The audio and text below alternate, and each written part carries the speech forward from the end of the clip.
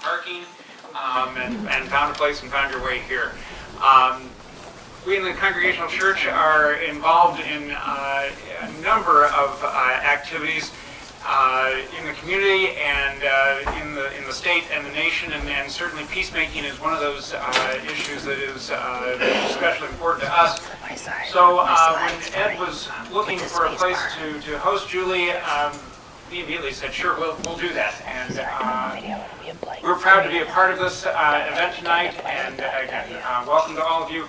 Our choir is rehearsing upstairs this evening for a special performance during worship on Sunday.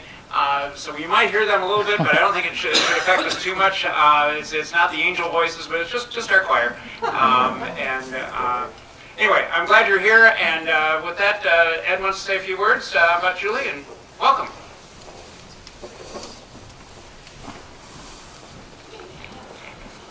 I'm tickled to see everybody who is here. I'm Ed Flaherty with Veterans for Peace 161, and it's really great to be able to partner with the Congregational Church to do this tonight, and it's a real privilege to have Julie Brown here. Julie is, if you divide the population of the world into real people and artificial ones, she's in the real category.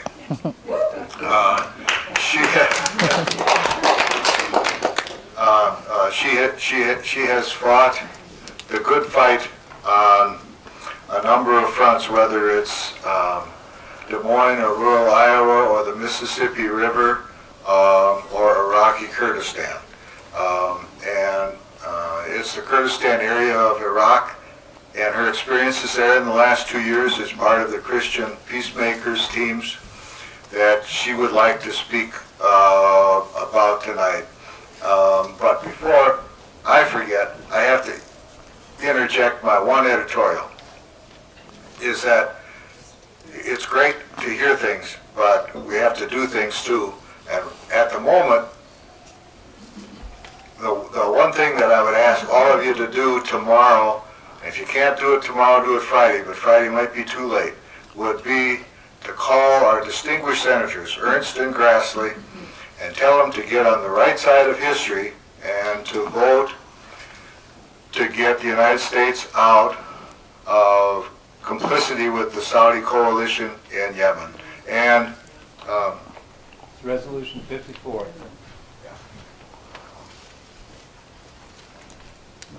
Pick up one of the yellow. Pick up one of the yellow things. If you don't have their numbers on speed dial, the numbers are here. So that's my editorial. Please take one of these and do that tomorrow. So thank you, Bill.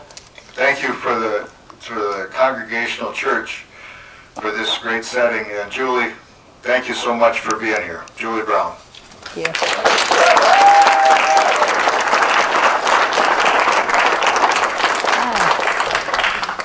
Good evening, everyone. First of all, can everybody hear me? No. Can you hear me now? Yeah. Okay. Dang it. I was making sure. All right. No, that's fine. Just want to make sure everybody can hear me. I want to thank everyone for welcoming me here tonight and to listen about Iraqi Kurdistan. First, I want to tell you just a small amount about me. I'm from rural Iowa. I grew up over by Newton. I joined the Des Moines Catholic Worker about 7 years ago, and during that time it was a really steep learning curve. It was the first time I'd ever been introduced to the idea of nonviolence. I grew up a very violent life, so I'm still on that journey to learning.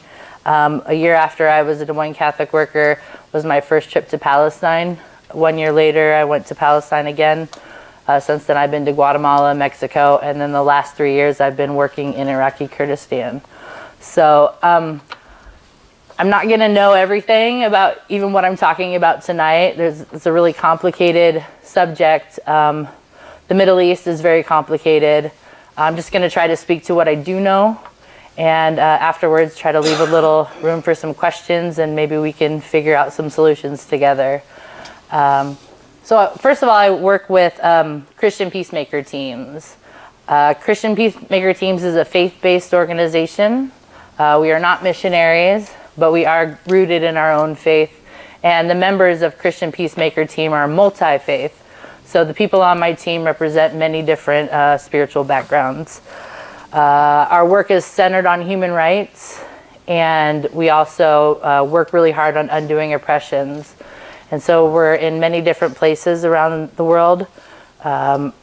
One of the places that we're at is where I'm going to talk to you about tonight, and that's Iraqi Kurdistan. So I just want to start with this first slide I have here. I've tried to organize my thoughts. You guys are the first actual big group that I've been speaking to since I got home, so you have to bear with me if I lose any track of thought. But just a little history of our team is that since 2006, we've been in a portion of the ancestral Kurdish homelands, which is now known as northern Iraq. Iraqi Kurdistan is a home to a mostly Kurdish population, but there's a lot of other ethnic minorities in that area within the Iraqi Kurdistan. And they've all been impacted by war, marginalization, and colonization. CPT's Iraqi Kurdistan project partners with communities, grassroots organizations, and individuals who are resisting violence and oppression through peaceful means. Go ahead, Aaron. Aaron's going to flip some slides. So, I want to start with a disclaimer, and that is usually when people come to our team, we talk about the history of Iraqi Kurdistan and who are the Kurdish people, and this talk takes anywhere from an hour and a half to 2 hours. Obviously, we don't have that time tonight, and so I'm not doing a great service to the Kurdish people by trying to breeze through their history, but I feel like I need to give you a little bit of background because it's something that not a lot of people know. So I'm going to attempt to go through who the Kurdish people are, where they're located, and the problems that they currently face. There's an important note to know, and that is that the Kurdish people do not identify as Arab. They have their own language, they have their own culture, they have their own customs, and they've been in that area for thousands and thousands of years. Go ahead. So, this next slide it says the mountains are our only friends. That's a traditional Kurdish saying. The Kurds have been occupied, they've been colonized, they've been conquered over thousands of years. But through all this, they've resisted assimilation with any of the governments that have been in their area. Go ahead. And so, the next thing is going to be a short video of their modern history. They have a very ancient history that dates back all the way to the Medes. Before that, if you talk to people in Kurdistan, they claim that they're the indigenous people to the region near the Tigris and Euphrates. So like the Zagros Mountains, talk about like biblical times, the cradle of civilization. So that's how long ago we're talking. This video is going to emphasize what happened at the fall of the Ottoman Empire and how things ended up where they are now. So go ahead, Aaron. Many of the struggles in the Middle East over the past century can be tied back to the Sykes-Picot Agreement.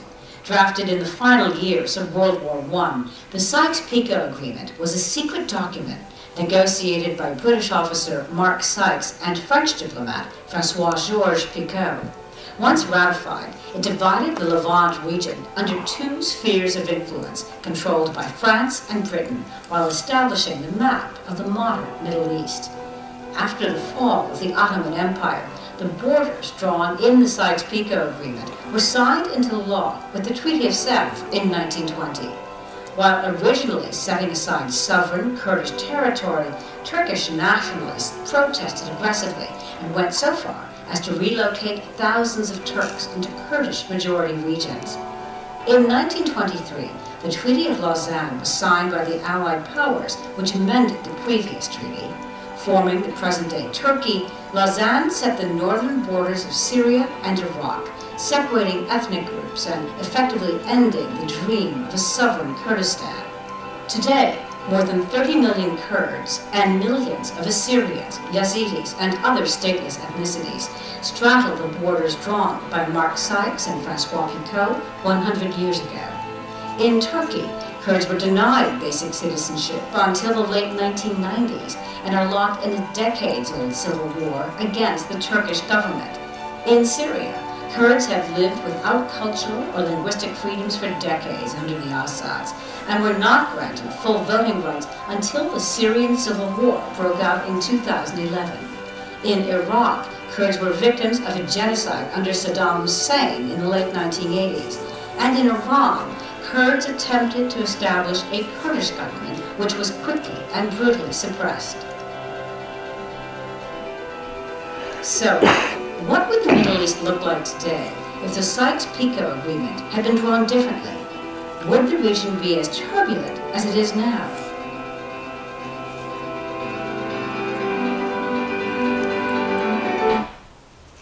Okay. So like I said, that was very short.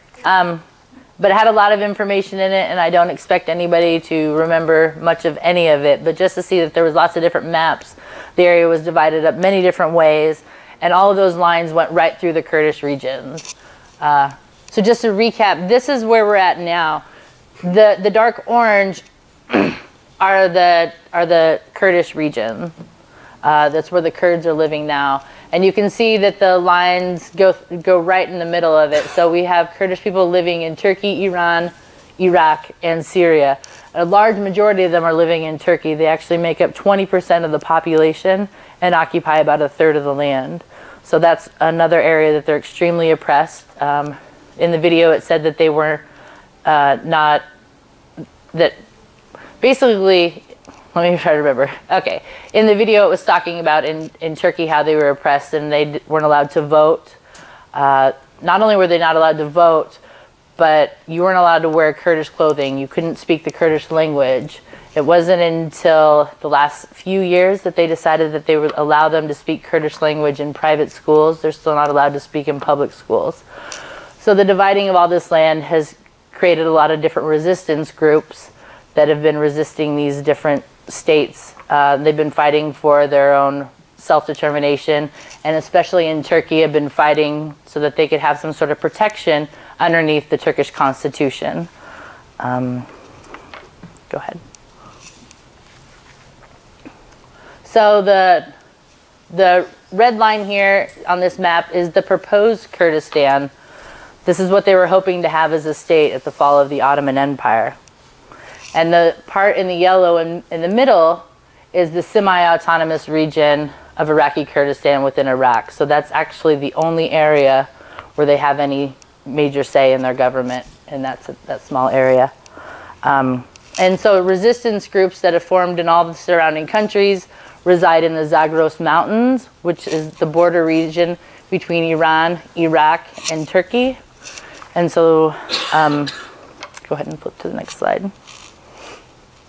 And this is what Iraqi Kurdistan looks like. This is where I live. This is where I work. The blue area is the official KRG, or the Kurdistan Regional Government. The yellow area is the disputed area between Iraq and the KRG. And the reason that it's disputed is because that's where all the large oil reserves are sitting. So Kirkuk's in the middle of that. And this is what the U.S. set up after the fall of Saddam Hussein. Also, the government of Iraqi Kurdistan was set up by the U.S. So what happened after the fall of Saddam was that the leaders of the tribes who'd been in the mountains that were resisting and fighting against Saddam, the U.S. brought them out of the mountains and said, okay, we're giving you your autonomous region and you guys are now also in control of the government. So what happened was that at first the area really flourished. There was a no-fly zone for a long time. Buildings were built. Cities were reconstructed, but they put military leaders in charge of the government, and people didn't really know how to run the government, and corruption crept in, and now it's extremely rampant. So we have dictators basically in charge of Iraqi Kurdistan, and they're still making oil deals with all the surrounding countries and with the US, and the people are still suffering in that area. Go ahead. So this is a picture of some of my teammates and some of my friends taken in Iraqi Kurdistan. And our team's goal is building partnerships to transform violence and oppression. Go ahead. So our team does many different things, but one of the major projects that we have revolves around cross-border bombings.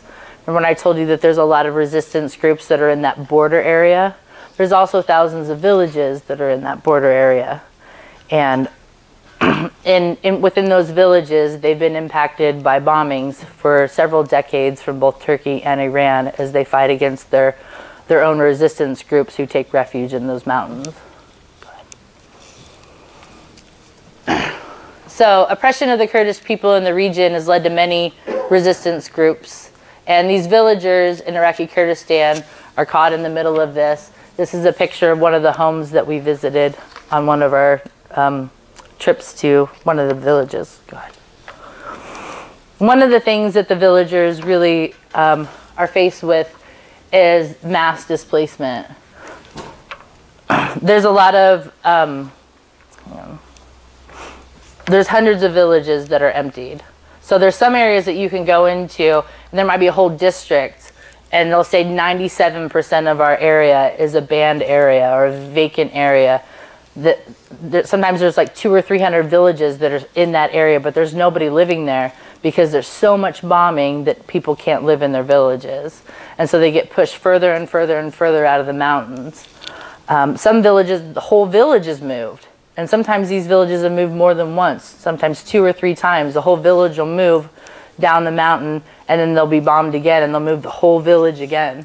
So that happens a lot. And then there's not any aid for people that are affected by cross-border bombings, because this conflict has lasted for 30 years. So it's not like a new sexy war. It's not something that people are putting money at. We go talk to the Red Cross. We go talk to the UN and say all these people were displaced from their village. And they're like, well, we don't have any funding for that project right now because we're using all of our money in the camp.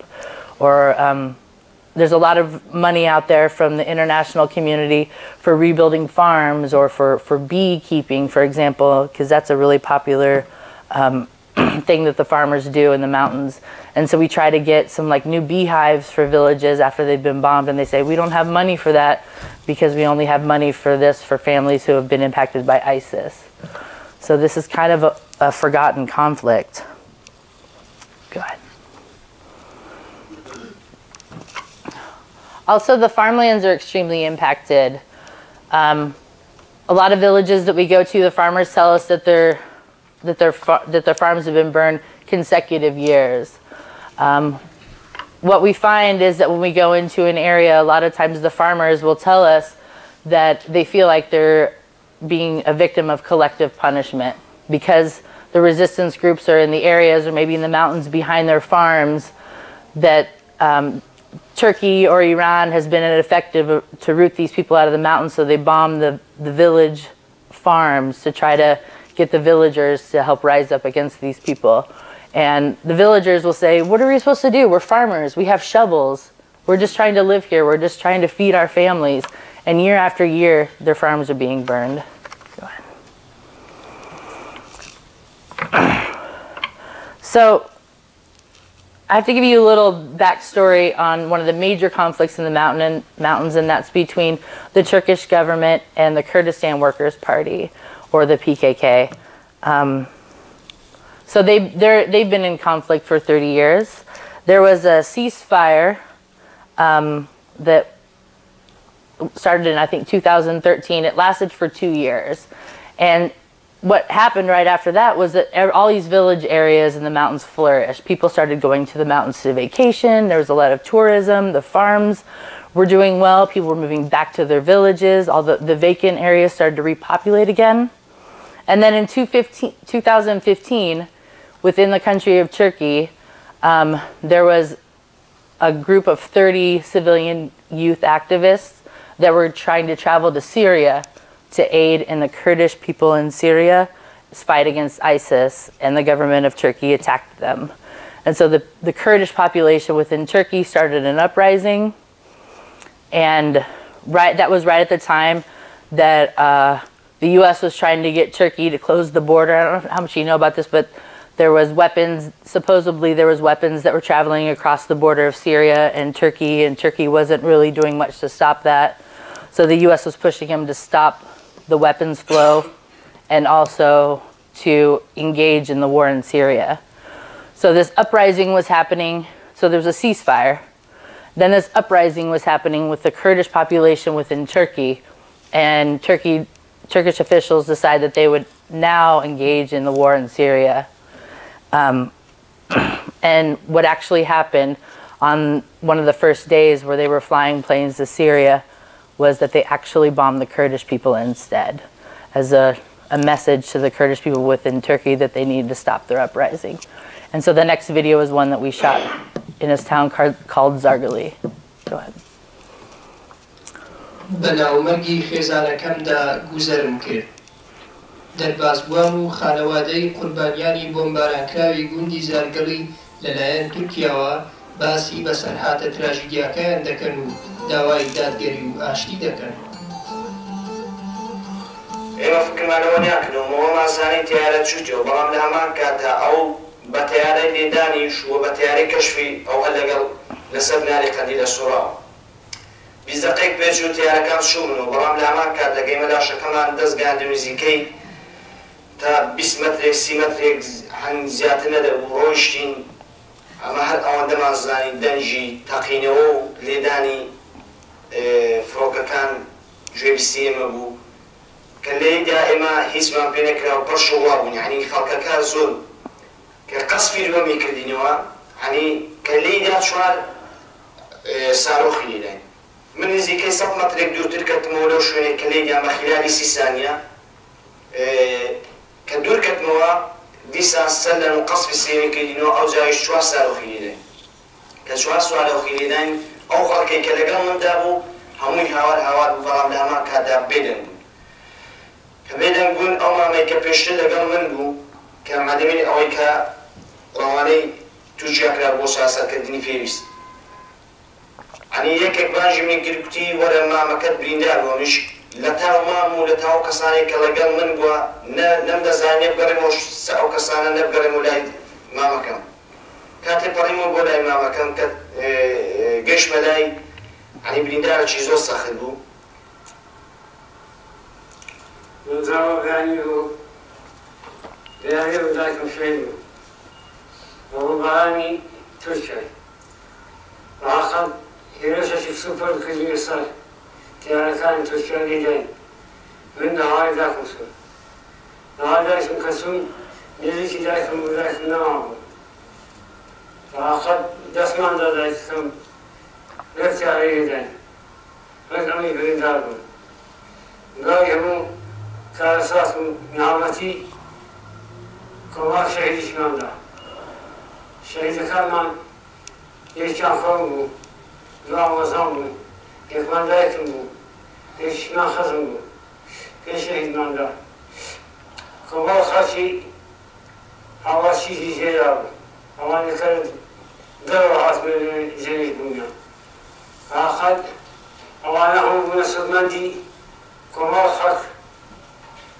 و هەموو تورکیا کوشتنی ئەو شەوە کە تیارە هەستا تیارەی تورکیا کە هەستا لەوێندەر یەکسەر بۆردومانی چیای باشی خوارد ناو باشی کرد لە بۆردومانەکە ئێمە و توێژمانەکە لەگەڵ براکەم کە ناوی کاک سەلیمە و توێژمانەکە لەسەر ئەوەی چکە وجدات پێشمەرگە وایە کە تیارێکی هاوپەیمانەکە لە دەعش دەدا پێشمەرگە مای دڵخۆشی چەپڵە لێدانە ئێمە چەپڵەمان لێدا لە کاتای چەپڵە لێدانەکەمان بۆ تیارەی تورکیا کە لە داعشیدا یەکسەر تەلەفۆنەکەم هات کە تەلەفۆن بۆ من هات تەلەفۆنم دەرینە یەکسەر هەواڵیاندامێت دەدەقەی دەویست بۆ چار پێیان گوتم دایکت شەهید تیارەی تورکیا لەناو ماڵی ئێوەیدا عنی یەکسەر چەپڵەوەستانەکەم دانا و دەستم کرد بە گریان لە هەمان حاڵەتدا تووشی دڕەواوچیەکی زۆر گەورە بوو تووشی بەرامبەرەکەم کە گەورەترین خیانەتی لە ئێمە کرد ئەوەیە تورکیا کە خیانەتەکە لە کەسێک کە هاوڵاتیەکی سڤیلە بێتاوانە شەهیدیەکە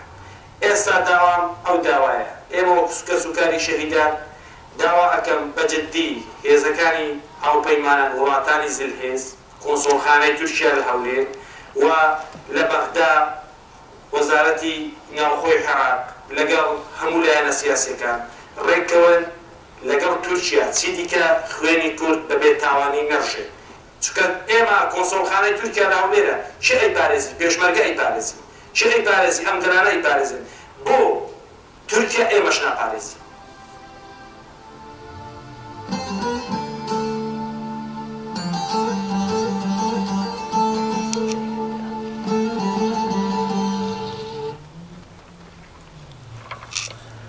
So this is a picture of myself and one of our partners. His name is Kakbapir, and he's a representative of many villages in the Kandil area. That's where this last attack took place. So he lives not too far from the village of Zargali. And he's somebody that we've partnered with for about 10 years, and he's always been impacted by bombing. There's some days that he calls and he's like, I don't know what to do. I don't know whether to stay or whether to go. Just tell us what we should do.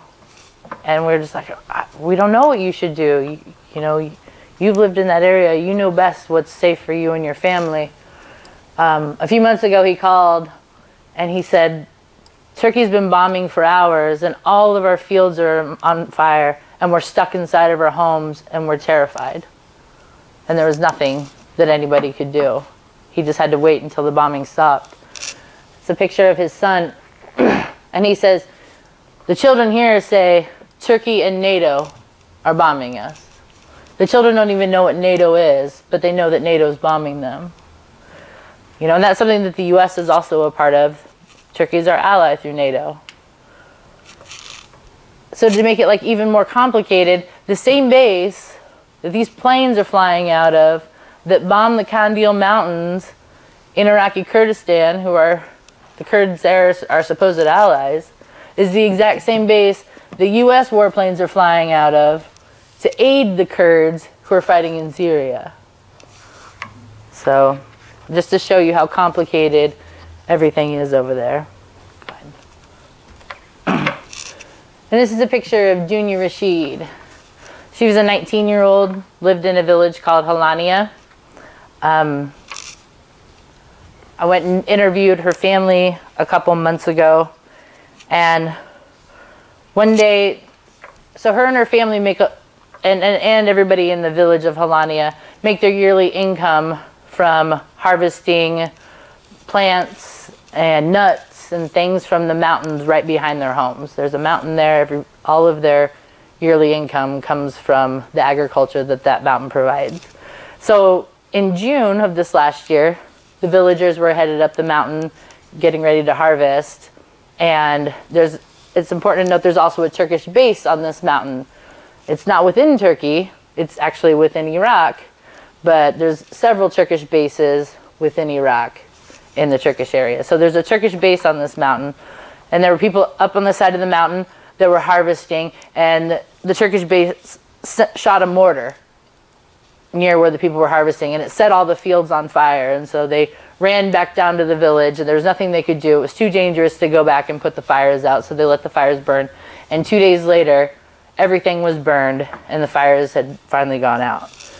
So the villagers decided, most of our crops are burned, but maybe there's some nuts that have survived, and we actually need to go back and see if there's anything surviving, because we have to have some sort of income this year. And so families got on their clothes and got their baskets and went up early in the morning to collect nuts. And Dunya and her family decided that they were going to join them sometime around noon. And so Dunya and her mother and her siblings and her aunt got their things together. They got their big baskets. They went up the side of the mountain, and there was lots of families there already. And shortly after Dunya arrived on the mountain, once again, the Turkish base shot a mortar. Only this time it didn't hit the field, it hit Dunya Rashid, and she died on the spot. So then her family brought her body down the mountain, and the rest of the villagers scurried to take whatever nuts they'd been harvesting through the day, collect them, and bring them back down the mountain.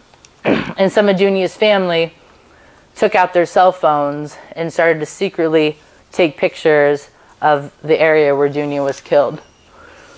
When that happened, soldiers came down from the Turkish base and surrounded them and told them that they were not allowed to take any photos. They were not allowed to talk about this event to anybody. And they took the mortar that killed Dunya Rashid from the field and any other of its pieces and took it back up to the Turkish military base. Go ahead. this is a picture of the mortar that struck Dunya Rashid. Her family risked their lives to take these photos because they live within the shadow of this Turkish base. But they really felt that it was important for everyone to know that this is happening. Go ahead. This is also a picture of where Dunya died, and that was her basket that she was holding that was full of nuts, and you can see where the mortar went in one side and out the other. Go ahead. And this is a picture of Kak Rashid, who's Dunya's father. When we visited, it was still the funeral time. And it was really difficult for them to talk about. The whole family was there when this happened. It was really difficult for them to talk about what had happened to Dunya. But her father was really insistent and asked from us that we write up a document so they could have this documented, that they could prove that Dunya had been killed from something other than just their own oral history. Because no journalists were being allowed in Holania to visit the family. And there's a picture of Dunya's mother in the back. And I remember that she was sobbing, and I put my arms around her, and she was just quaking so bad and screaming, "They killed my daughter, they killed my daughter." And it was unlike anything I'd ever seen before, like this, the raw pain and misery of this woman. And I knew in that moment, there was no way to fix this, you know? There was nothing that we could do that would ever bring their daughter back. She would not be going to university. She would not be raising a family. She was an innocent woman who was picking nuts on the side of a hill with her family, surrounded by children, and their government wasn't listening. No government was listening, and there was nothing that we could do about this. Go ahead. So we wrote a report. We obviously determined that was a violation of humanitarian law. She was on this mountain right here behind. This is her family. That's her home. It was broad daylight. It was 3 o'clock in the afternoon. There was no way that trained military people could possibly mistake this group of folks with their baskets and their children and their nuts as armed militants. They deliberately fired on the civilian population. So the family used that documentation. They're trying to now bring a case against the Turkish government. I'm sure it won't go anywhere. Maybe it will. That would be amazing if it did.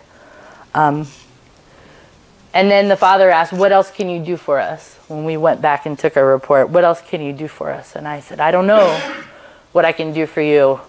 We can write an article. We'll put it on our website. We'll try to let as many people know that this happened."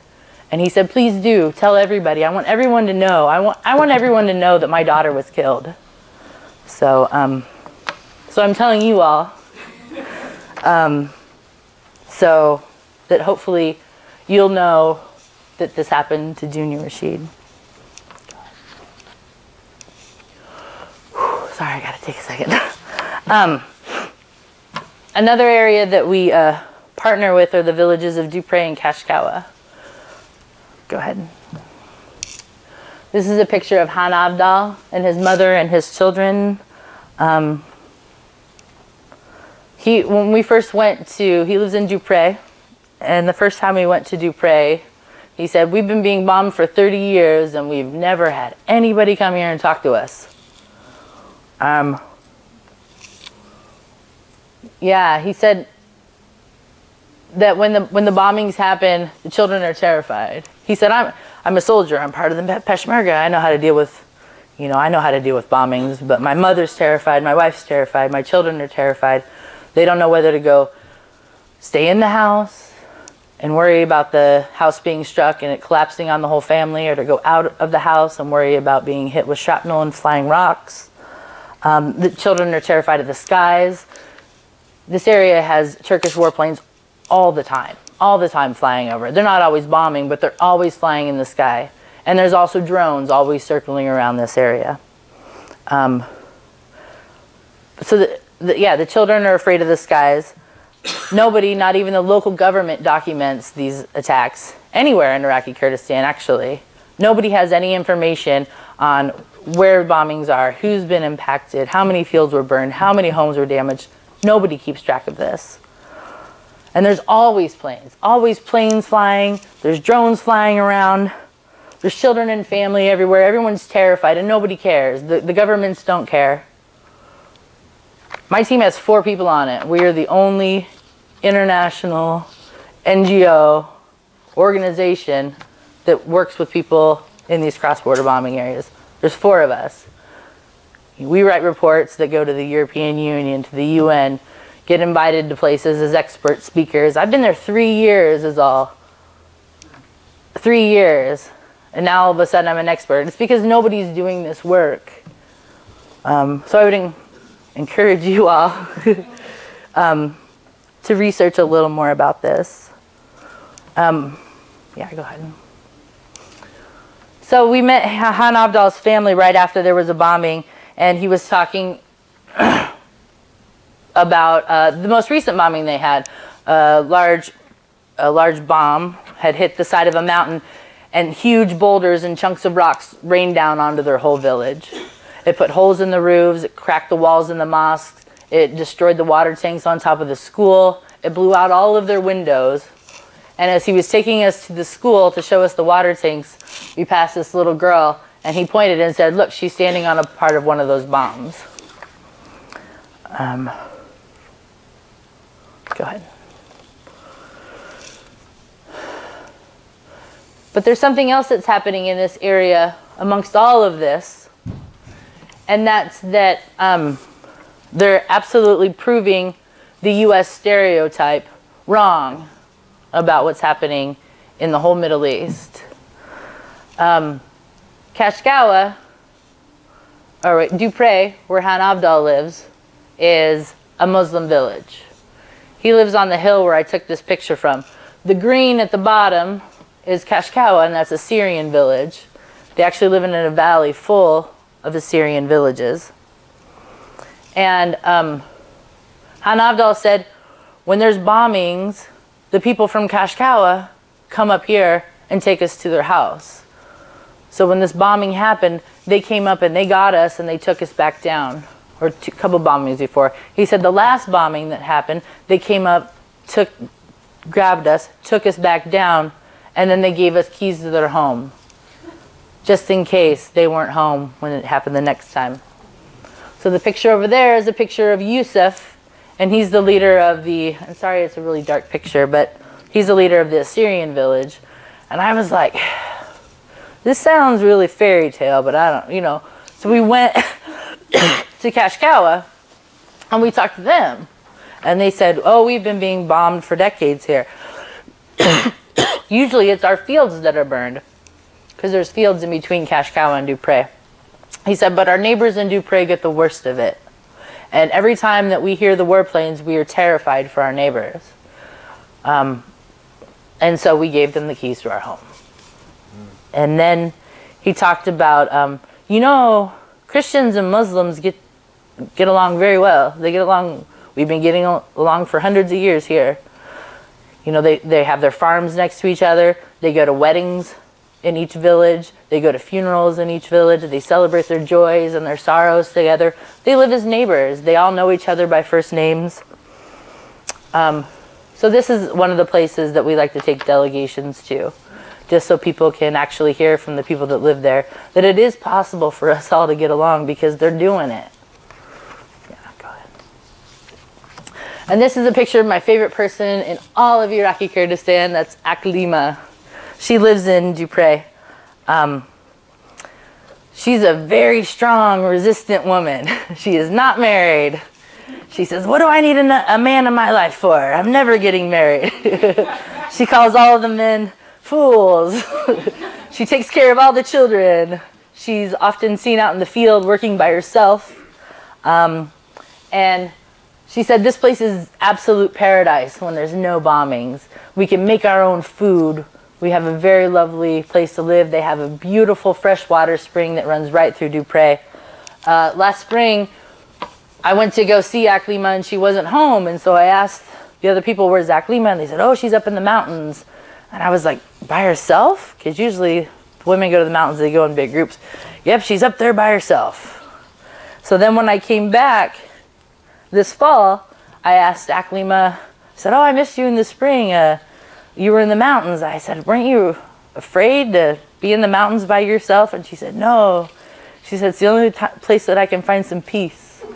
You know, like when I'm in the mountains and I'm in the nature and I'm with the plants, and she was picking wild plants up there.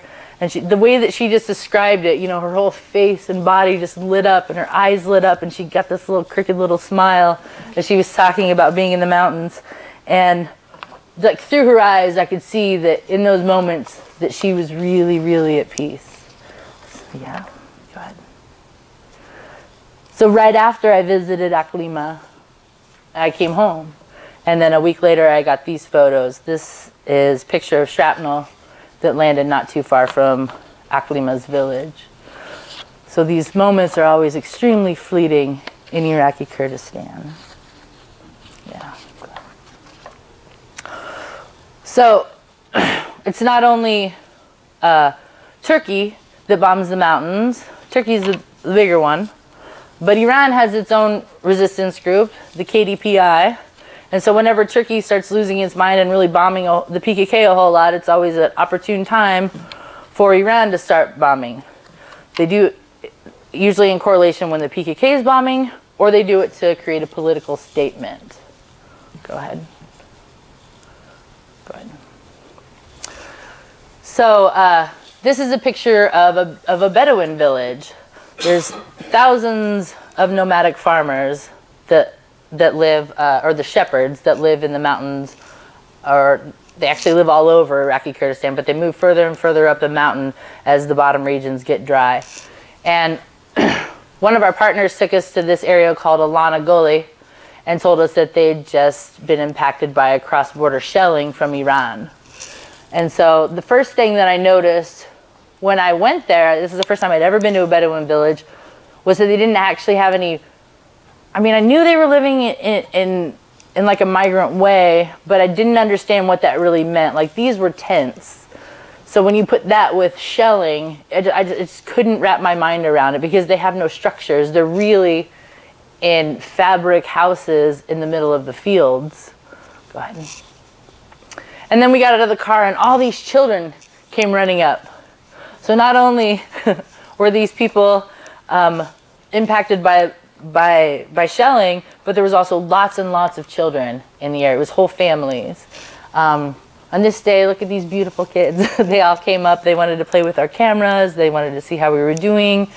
And so we spent a lot of the time just walking around and playing with the children. And then the father that we met wanted to take us to show us where the bombing had actually happened. So after we were done playing with the children, we started walking up a hill. Go ahead.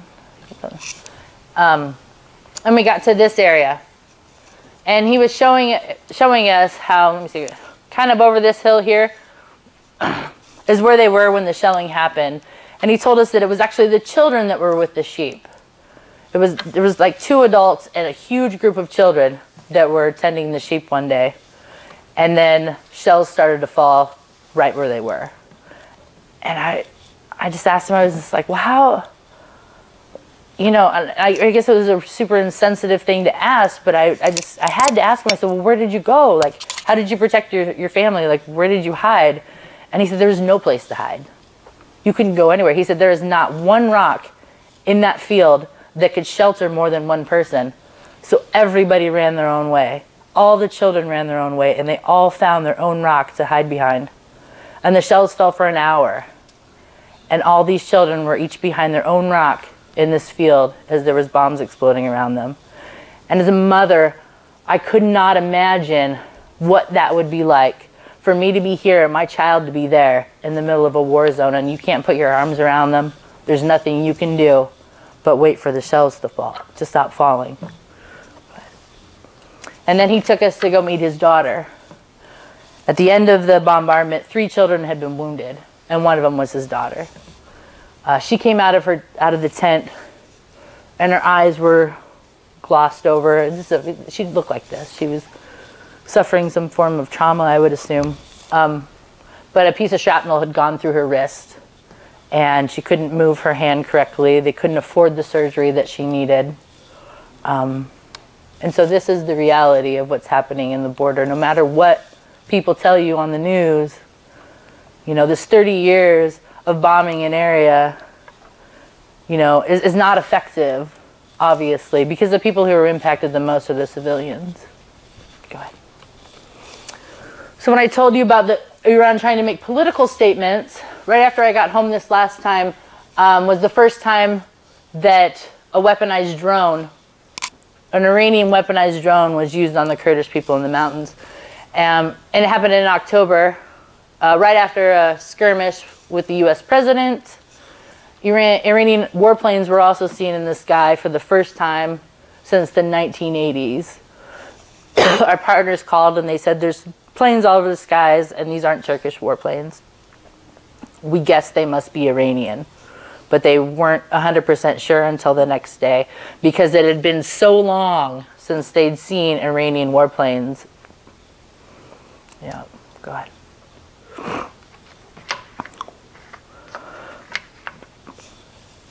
So that's what we do with the cross-border bombings. It's a big project. There's only a few of us. It's happening daily, but we do what we can. We have other projects. One of them is unarmed accompaniment, and so I want to talk about that just for a second. Go ahead. This is a picture of Awat, his wife Sazgar, their 2 children. And Awat was one of the lead demonstrators of protests taking place in Suleimania, the place that I live.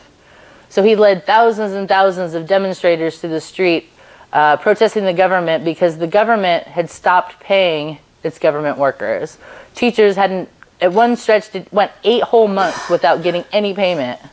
And then when they started getting paid again, they renegotiated their contracts so they would only be paid anywhere from 30 to 70%. And so the parents weren't able to feed their families. And the government kept saying, oh, you have to keep working because you're teaching the soldiers, the children of the soldiers, and they're fighting ISIS. Meanwhile, there was tons, you know, millions and millions of dollars being siphoned out of the government through corruption. So people all took to the streets. And Awat was one of the lead organizers. He's actually a high school gym teacher. So during the height of some of the protests, the local government started to crack down in really brutal ways. And one of the things they did was they went to Awat's house and they set his car on fire. His family was sleeping and the car was right next to the house and it was a 2-story blaze. Another thing they did was they took Awat, they abducted him on the street when he was driving with his 10-year-old daughter to gym practice. They pulled him out of the car, put them in their police vehicle, and then 2 plainclothes officers got into his vehicle and debated about what they were going to do with the daughter in the back seat for quite some time before driving around and just dropping her off in a strange neighborhood. They also raided their home. They beat up him and his family. And so we got a call, and he asked if CPT could come and do protective accompaniment. And so in his case, a small group of us went and stayed with him in his home 24/7 for about 2 months. Go ahead. This is his son, Muhammad. He was 4 years old. That's me. We're inside Awat's house. And his children. I remember the thing about this is not only was Awat in danger and was receiving a lot of death threats and kidnapping threats, but also his children, the level of trauma was something his 4-year-old son would wake up in the middle of the night screaming, "Don't take my dad, don't take my dad, don't burn our car." And he would like to draw, but all of his pictures were pictures of flames. And that night when they burned his car, he had to be passed out a window because they thought the house was on fire. And so that's a picture of Muhammad. They no longer live in Iraqi Kurdistan. They live in a different city. It's not their home, but they're safe now, so I guess that's a positive thing. Go ahead. And so the last thing I'm going to talk about that we do is nonviolence trainings. So with all this, there has to be some sort of answer. You know, there has to be something that we can each do to make something a little better. And so CPT helps facilitate nonviolence trainings in Iraqi Kurdistan. And basically what we do is we just all sit in groups of people with different backgrounds, different ethnicities, different religions, and we talk about violence and we talk about nonviolence. And what does it mean to practice nonviolence in your home? What does it mean to practice nonviolence with your neighbor? And so that's another area of work that we're really proud of. And then also there's a lot of resistance that's happening there. I don't have enough time to tell you all the resistance because the Kurdish people are very strong and they're very resilient and they've been resisting every way possible for hundreds and thousands of years. But the day before I came home, we have a bus driver, his name is Asso, and he always takes our delegations 2 times a year. He spends 10 days with us straight, and he takes our delegations all over Iraqi Kurdistan, and he wanted to take us to his village. And so I saw something really unique in Asso's village, and I thought I'd share that with you. Go ahead. So when we were walking up to his home, the first thing I saw was this, and these are huge. These are like longer than my arms, and they call them, you know, some of their bombs. I don't really know a whole lot about different weapons, but I don't know what kind of shells these are, but these are basically things that are being shot at the villages and blow a whole lot of their houses up and blow big holes in their fields. And I saw them all in a huge pile, and I was just struck by how many there were. And then I was also wondering what they were all doing in that pile. Go ahead. This is a picture of Asso's mother. So she invited us to her home.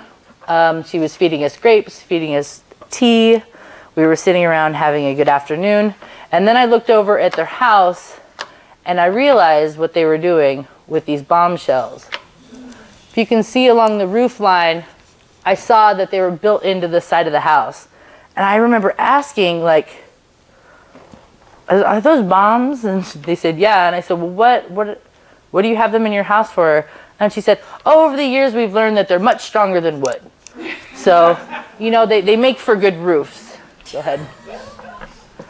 And so there's a bigger close-up picture of how they're using them for beams in their roofs. Go ahead. And so in that story, I was just like, you know, with like all this like heavy, like, and they're in their everyday life, they're being shot at with all these weapons, and they're just picking them up and using them to rebuild. And I just really think that that's a great symbol of resistance. So then let's move on maybe to what we can do. Go ahead. All of us in this room, we can all speak out against weapons profiteering, where Iraqi Kurdistan, the rest of the Middle East, is just a huge weapons dump. We all know that. There's too many weapons there. Everybody's got automatics, semi-automatic. Different groups have, you know, tanks, and our government's making a whole lot of money off of that. Go ahead. Also, we need to advocate for an end to use of drones worldwide, but first starting in the U.S. Because if we've got drones, we're setting a huge example for the rest of the world of why it's okay for them to have drones. And the people in Iraqi Kurdistan are directly affected every day by drones. If the missiles aren't falling out of the drones are targeting people on the ground, and then the F-16s are coming in and blowing people up. We need to stop using drones. Also, our team has a website. It's cptik.org, and I can give you that later if you would like it. But I encourage you to read about our team's campaigns. We also currently have a petition for Junior Rashid. And so if you go on there, it's one of those things you fill out and you get to send it out to all your government representatives, no matter what country you live in the world. I encourage you to fill that out. That's our current campaign. Also, organize a solidarity action. If this is something that's really moving you and you want to take to the streets or do something creative, I'm the person to talk to because I love doing actions and I will help you in every way that you want. We can figure this out and we'll get an action going. Go ahead. And then also, if you just want to learn more about Iraqi Kurdistan, come and see me. We have 2 delegations a year. A lot of people come just to learn, to take the knowledge that they've gained, and they bring it back home and try to use that to help advocate for the Kurdish people. CPT also has delegations that go to other places. We have teams and or delegations, not only in Iraqi Kurdistan, but also Colombia, Palestine, Canada, Lesbos, and at the US-Mexico border. And you can find all that at cpt.org. And the last one is be a maker of peace. You know, when we go to these villages, I can almost tell you like exactly what the people are going to say before I've ever even started talking to them. They're going to say, well, it was like any other day. And then the drone showed up. And then after the drone showed up, then the plane showed up. And then the bombs started falling. You know, and then they go into the same thing. We didn't know what to do, and the terror and the aftermath and all that. But it always starts the same way because war is really calculated, and there's a lot of people been studying war for a long time, and they have it down to a science. And we need to be figuring out how to do that with peace, because there's something to be said that I'm somehow considered an expert on cross-border bombings, and I've been in Iraqi Kurdistan for only 3 years. And that's because there's only 4 of us. It's not hard to be an expert at something when there's only 4 people. So we need to have a whole lot more people doing this. So we all need to be makers of peace. That's all I got. Yeah.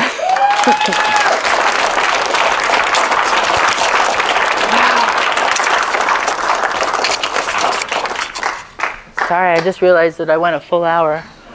I got a little carried away there a couple times. I can answer a couple questions, I guess. We got a couple minutes. Yes, go ahead.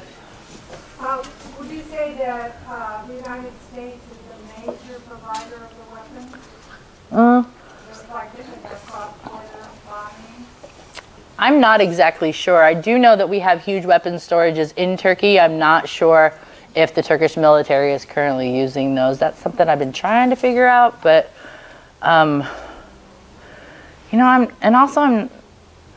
I bet you some Vets for Peace folks would probably know more about that, because usually their speciality is knowing like who has the weapons, where it's been using. But I do know that the U.S. provided a ton of weapons to the Iraqi military, and this last year when the Kurdistan region had a referendum for independence, they had a referendum to become their own country. And it passed with a 96 percentile, I think, maybe it was 93, but it was in the 90s, with overwhelming support. Iraq saw that as illegitimate and took the fighters from the front lines who were fighting ISIS with all their U.S. weapons and their tanks and their high-tech gear and sent it up to Iraqi Kurdistan and killed tons of people on the border. And that was U.S. weapons. I mean, I know, I always hear that the U.S. is a major producer and provider of weapons in the world. Sure. I wouldn't be surprised. Yeah. And I've been trying to make that tie, but I haven't. But I would bet that a lot of this is coming from the States. I do know that when I was in Palestine, and some of my other friends that were there with me can attest to this, in the morning when you take the school kids to school, they would get tear gassed a lot of times on their way to school. Sometimes every day they would have to face tear gas from the soldiers, from grown soldiers in Kevlar, or shooting tear gas at kindergartners sometimes. And on the back of every one of those canisters, it says "Made in the USA." Every one of them. Yeah. Go ahead. How would you compare the situation of the Iraqi Kurds and the Palestinians? Very comparable.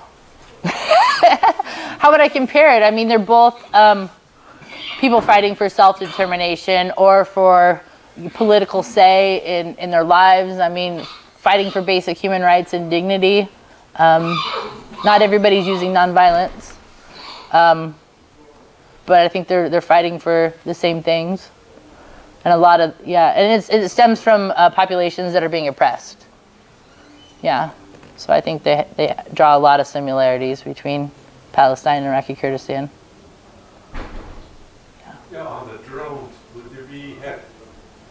would you or anybody else, for speculation even, are those drones being piloted by U.S. pilots? Or are they indigenous to whatever country they come from? Yeah, I'm sure, more than sure, that the drone that was fired in Sidakan in October from Iran was an Iranian drone. And that was a show of power to the U.S. as to, this is what we can do with our drones. Because it made big news that they'd use their drones. And I would also guess that the Turkish drones are being piloted by the Turkish military, but I don't know for sure. But I would guess it's the Turkish. Yeah. Go ahead. So why are these countries so threatened by the Kurds? So one of the things, like in Turkey, for example, like a third of their country is Kurdish ancestral homeland. So if you gave them autonomy, you're losing a third of your country. You know, when the Ottoman Empire ended, they took a lot of those Kurdish homelands, and then they even denied the Kurdish identity. They said, you're not Kurdish, you've forgotten who you are, you're Mountain Turks. And so that's like a slang used against the Kurdish people in Turkey. They weren't allowed to wear their Kurdish clothing, couldn't speak Kurdish language. Yeah, I think just because of the artificial borders, because if the borders were gone, it'd be really clear of where the groups were, and they would have some determination over their own area because that's where they live. But when these borders were put in, they tried to assimilate all the population under, you know, a general ruling structure. And the Kurdish people said, no, we're Kurdish. We're not Turkish. We're not going to assimilate. We're going to keep our culture. So it sounds like they're kind of like a dumping ground for all the different countries. When Yeah. they want to show power, they just go dump on them. Absolutely. And also they're used as a pawn because the Kurdish people, and I didn't have a topographical map, but they live in a mountainous region. And so a lot of times that was a border between like the Ottoman, Persian, like all these, it was a border region.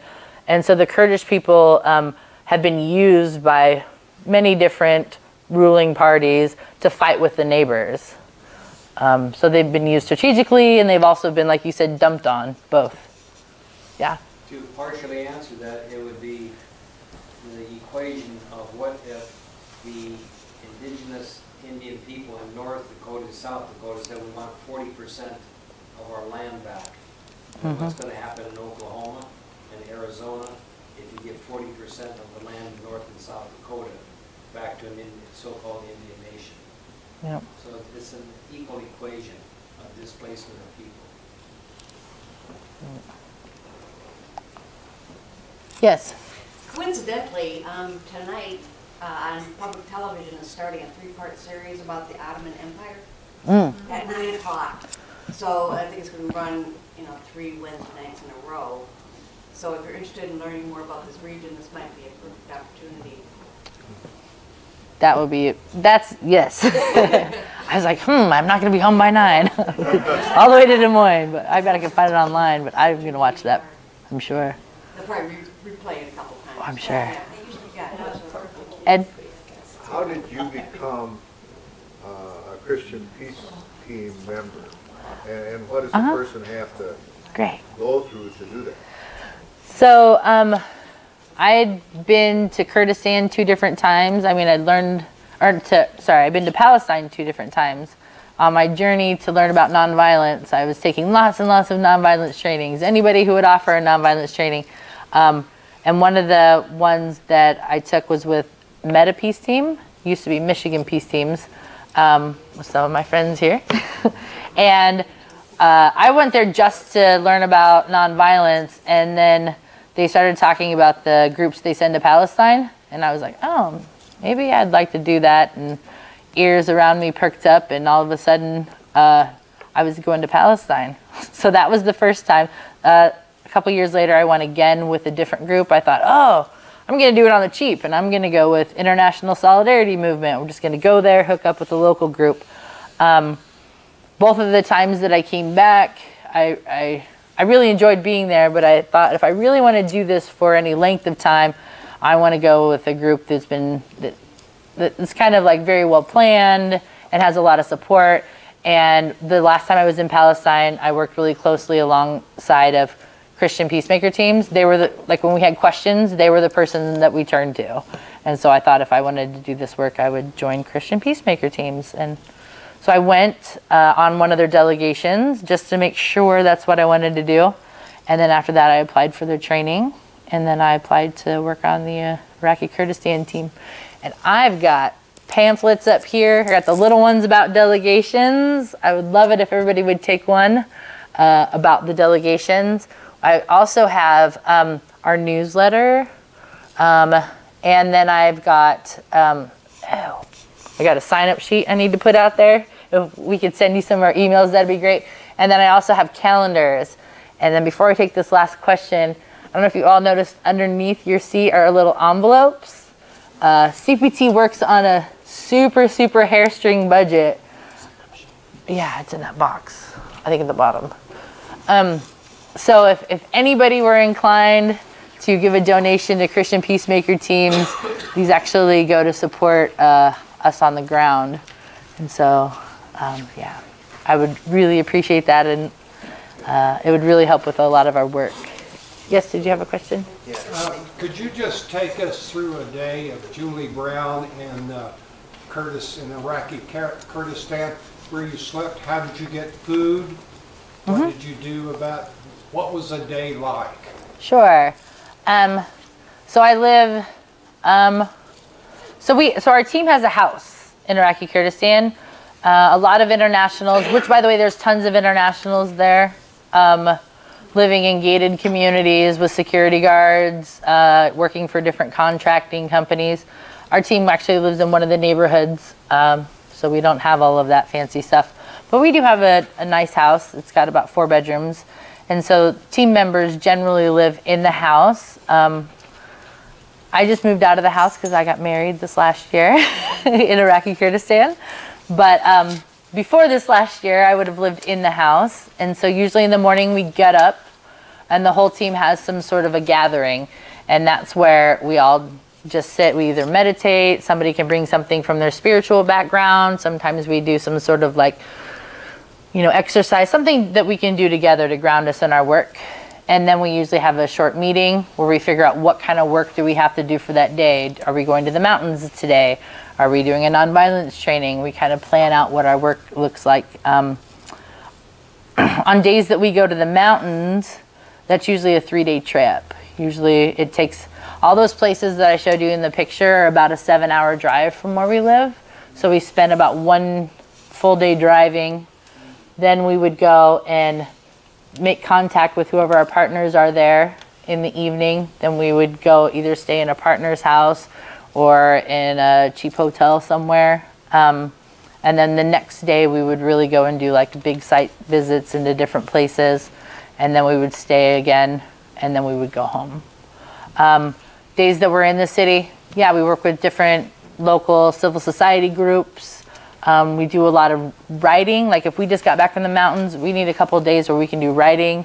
We get a lot of phone calls, and sometimes we just can't make it to where they're at, but we need to write up, you know, a report on this, or we need to put this on the internet, or we need to call a consulate. We spend a lot of times visiting consulates, visiting government officials. We try to leverage our, you know, half of our team is international, so we try to leverage our privilege as an international organization to really get contacts to local or even international governments that maybe the villagers can't contact themselves.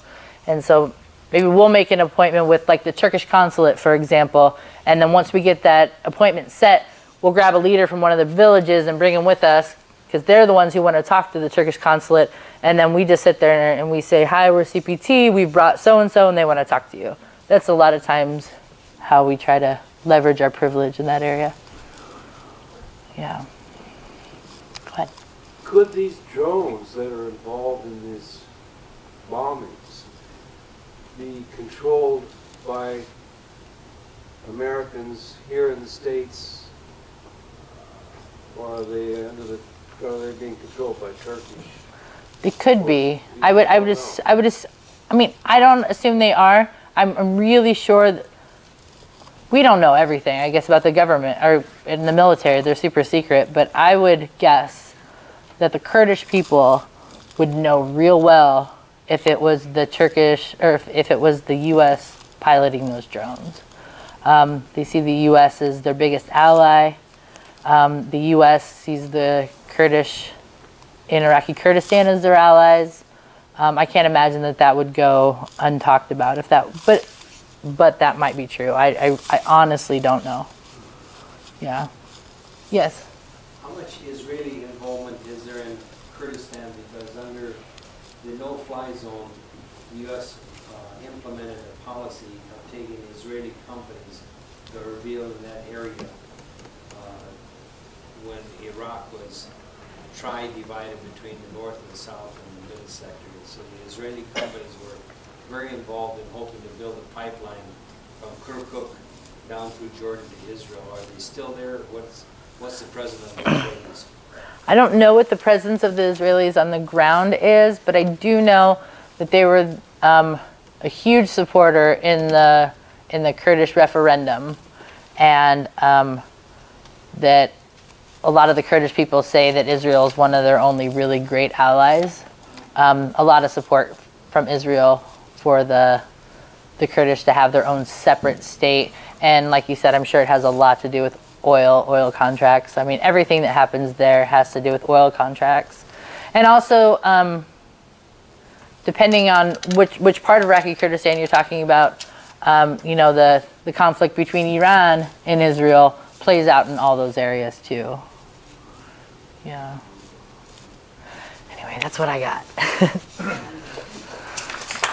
I take this off? Thank you.